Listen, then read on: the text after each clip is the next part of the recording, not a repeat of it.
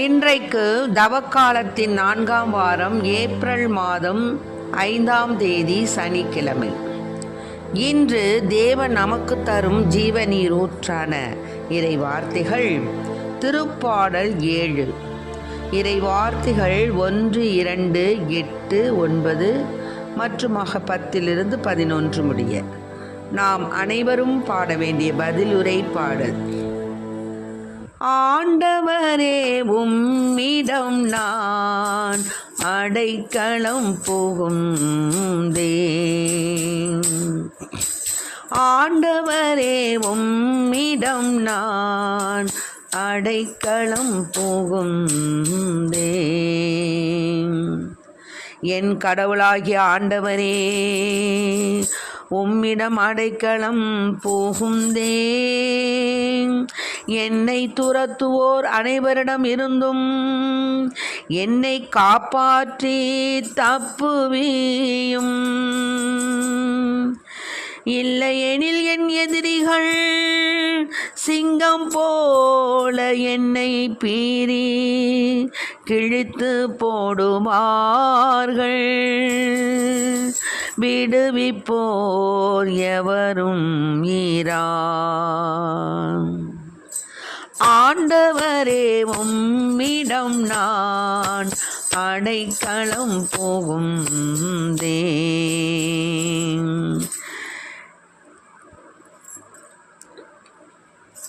என் கடவுளாகிய ஆண்டவரே,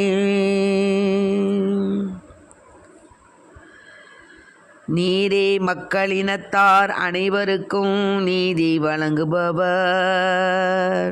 ஆண்டவரே, என் நேர்மைக்கும் வாய்மைக்கும் ஏற்ப எனக்கு தீர்ப்பளியோ. பொல்லாரின் தீமையை முடிவுக்கு கொண்டு வாரும். நல்லாரை நிலைநிறுத்தும். நீர் எண்ணங்களையும் விருப்பங்களையும் கண்டறிபவர். நீதி அருளும் கடவுள். ஆண்டவரே உம்மிடம் நான் அடைக்கலம் புகுந்தேன். பொல்லா மனமாற்றம் அடையாவிடில் அவர் தம் வாளை கூர்மையாக்குவார். கடவுளே என் கேடயம், நேரிய உள்ளத்தோர் அவர் விடுவிப்பார். நீதி அருளும் கடவுள். ஆண்டவரே உம்மிடம் நான் அடைக்கலம் புகுந்தேன்.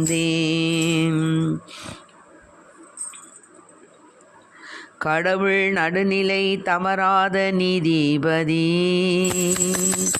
நாள்தோறும் அநீதியை பொறுத்து கொள்ளாத இறைவர். பொல்லார் மனமாற்றம் அடையாவிடில் அவர்தம் வாளை கூர்மையாக்குவார். வில்லை நானேற்றி ஆயத்தம் செய்வார்.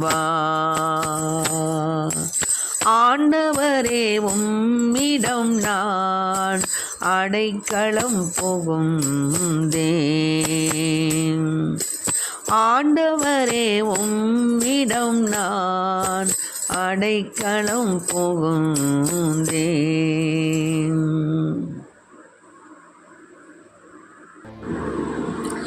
இன்றைக்கு நம் தேவன் தரும் ஜீவநீர் ஊற்றான இறை வார்த்தைகளை கேட்டோம். என்னென்னா, ஆண்டவரே உம்மிடம் நான் அடைக்கலம் புகுந்தேன். ஆமென். ஆண்டவரிடத்துல தான் நம்ம அடைக்கலம் புகணும். வேறு யாருக்கிட்ட நம்ம போய் அடைக்கலம் புக முடியும்? ஏன்னா அவர் தான் நம்மை படைத்தவர், நீதி வழங்கக்கூடிய தேவன். ஆகவே என் கடவுளாகிய ஆண்டவரே, உம்மிடம்தான் நான் அடைக்கலம் புகிறேன். என்னை துரத்துவோர் அனைவரிடமிருந்தும் என்னை காப்பாற்றி தப்புவியும். ஆமென். இதான் அருமையான வார்த்தை. நமக்கு வேறு வார்த்தையே கிடையாது. ஏன்னா நாம் யாரிடம் தஞ்சம் புகணும்? ஆண்டவரிடத்துல தான். அவர் தான் நம்ம அப்பா, அவர் தான் நம்ம அம்மா, அவர் தான் நமக்கு நண்பர், அவர் தான் நமக்கு உற்ற தோழர். ஆகவே அவரிடம் நாம் தஞ்சம் புகும் பொழுது நமக்கு பயம் இருக்காது, அச்சம் இருக்காது. நம்முடைய ஹோல் ஆளுமையும் நம்முடைய அனைத்து உள்ளங்களையும், அதாவது அனைத்து என்ன சொல்கிறது, ஒருங்கிணைக்கக்கூடிய தேவன் அவர் தான். ஆக அவரிடத்தில் நம்ம தஞ்சம் புகுந்துட்டோம்னா வேறு நம்மளுக்கு இடமே கிடையாது. ஏன்னா அவர் தான் நமக்காக தன் உயிரை தியாகம் செய்த உத்தமர். நீங்கள் ஒரு கஷ்டம் வந்துடுதுன்னு வச்சுக்கோங்களேன், நம்மளுக்கே ஒரு துன்பம் வருதுன்னு வச்சுக்கோங்களேன், நம்ம போய் அங்கே சொல்லி இங்கே சொல்லி இவன்கிட்ட சொல்லி அவன்கிட்ட சொல்லி பிரயோஜனம் இல்லை. அவங்களே நம்மளை கேட்குற மாதிரி கேட்பாங்க. இன்னொரு நேரம் நம்மளை என்ன செய்வாங்க, அவமானப்படுத்துவாங்க. நம்ம இன்னொரு இடத்துல நம்மளை போய் சொல்லி சந்தோஷப்படுவாங்க. அவன் அப்படி சொன்னான், அவன் அப்படிதான், அந்த மாதிரி ஆயிடுச்சு அவனுக்கு, ஆமாம் அப்படின்னு சொல்லி சந்தோஷப்படுவாங்க. அது தேவையே கிடையாது.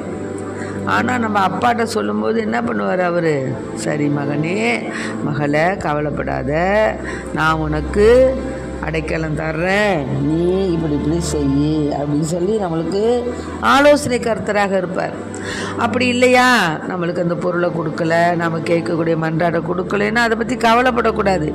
இது நம்ம பிள்ளைக்கு இப்போ தேவையில்லை, அது நம்ம பிள்ளைக்கு அதை கொடுக்கறதுனால கிடைக்கிறதுனால அதுக்கு பெரிய துன்பம், அதனால அதை நம்ம இப்போ பிள்ளைக்கு கொடுக்க வேணாம் அப்படின்னு அவர் சிந்திப்பார், திட்டம் போடுவார். நீ ஆண்டவரிடத்துல என்ன கேட்கணும்? ஆண்டவரே உங்கள் சித்தப்படி எனக்கு இதை அமைச்சு கொடுங்க, நான் இப்படியெல்லாம் கஷ்டப்பட்டு நான் இந்த மாதிரி அல்லல் உறுகிறேன் அப்படின்னு நீ சொல்கிறது தான் உன் வேலை. ஆனால் அதுக்கு முடிவு எடுப்பவர் ஆண்டவர். அவர் எடுக்கக்கூடிய முடிவு சரியானதே.